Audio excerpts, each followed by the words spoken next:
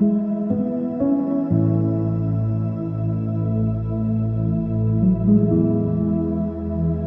ಯೇಸುವಿನಲ್ಲಿ ಪ್ರೀತಿಯುಳ್ಳ ದೇವಜನರೇ, ನಿಮ್ಮೆಲ್ಲರನ್ನ ಈ ಪರಿಶುದ್ಧ ಬೆಳಗಿನ ಜಾವದಲ್ಲಿ ತುಂಬ ಹೃದಯದಿಂದ ವಂದಿಸುವನಾಗಿದ್ದೇನೆ.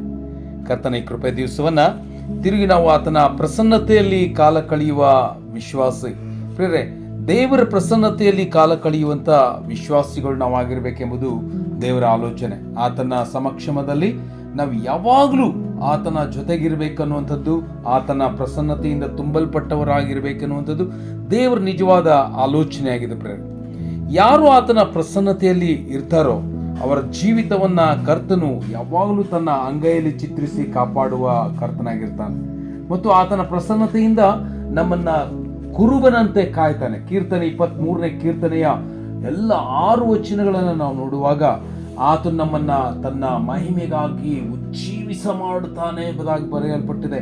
ಆತ ನಮ್ಮನ್ನ ಕಾಯ್ತಾನೆ, ನಮಗೆ ಕೃಪೆಯನ್ನ ಕೊಡುತ್ತಾನೆ.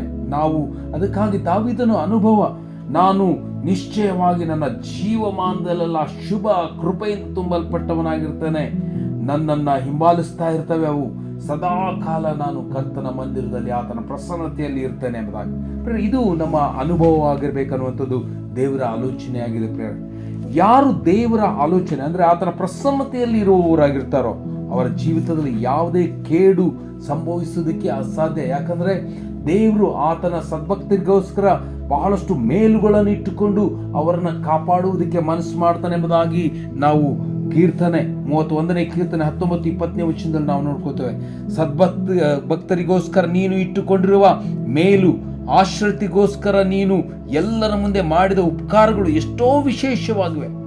ಮನುಷ್ಯರ ಒಳಸಂಚುಗಳಿಂದ ಹಾನಿ ಉಂಟಾಗದಂತೆ ಅವರನ್ನ ನಿನ್ನ ಸಾನ್ನಿಧ್ಯದಲ್ಲಿಯೇ ಮರೆಮಾಡುತ್ತಿ, ವಿವಾದಿಸುವ ನಾಲಿಗೆಗಳಿಂದ ಕೇಡಾಗದಂತೆ ಅವರನ್ನ ಗೋಪ್ಯ ಸ್ಥಳದಲ್ಲಿ ಅಡಗಿಸಿಡುತ್ತಿ. ಇದು ದಾವೀದನ ನಿಜ ಅನುಭವವಾಗಿತ್ತು. ಪ್ರೇರೆ, ಅದಕ್ಕಾಗಿ ಆತನು ಯಾವಾಗಲೂ ನಾನು ದೇವರ ಪ್ರಸನ್ನತೆಯಿಂದ ತುಂಬಲ್ಪಡಬೇಕು, ದೇವರ ಪ್ರಸನ್ನತೆಯಲ್ಲಿ ಕಾಲ ಕಳಬೇಕು, ಅದು ಒಂದೇ ಒಂದು ವರ ನನಗೆ ಬೇಕೆಂಬುದಾಗಿ ಕೇಳಿಕೊಳ್ಳುವ ವ್ಯಕ್ತಿ ಆಗಿದ್ದನು. ಕೀರ್ತನೆ 27ನೇ ಕೀರ್ತನೆಯ 4 ಮತ್ತು 5ನೇ ವಚನದಲ್ಲಿ ನಾವು ನೋಡುವಾಗ, ನನ್ನ ಜೀವಮಾನದಲ್ಲೆಲ್ಲ ಕರ್ತನ ಮನೆಯಲ್ಲಿ ವಾಸ ಮಾಡುತ್ತಾ ಆತನ ಪ್ರಸನ್ನತೆಯನ್ನು ನೋಡುವುದಕ್ಕೂ ಆತನ ಮಂದಿರದಲ್ಲಿ ಧ್ಯಾನ ಮಾಡುವುದಕ್ಕೂ ನನಗೆ ಅಪ್ಪಣೆ ಆಗಬೇಕೆಂಬ ಒಂದೇ ವರವನ್ನ ಕರ್ತನಿಂದ ಕೇಳಿಕೊಂಡು ಅದನ್ನೇ ಎದುರು ನೋಡುತ್ತಿರುವೆನು. ಅಪಾಯ ಕಾಲದಲ್ಲಿ ಆತನು ನನ್ನನ್ನ ಗುಪ್ತ ಸ್ಥಳದಲ್ಲಿ ಅಡಗಿಸಿಡ್ತಾನೆ, ತನ್ನ ಗುಡಾರವೆಂಬ ಆಶ್ರಯ ಸ್ಥಾನದಲ್ಲಿ ನನ್ನನ್ನು ಭದ್ರಪಡಿಸುತ್ತಾನೆ. ಪ್ರಿಯರೇ, ಇದು ಅನುಭವ.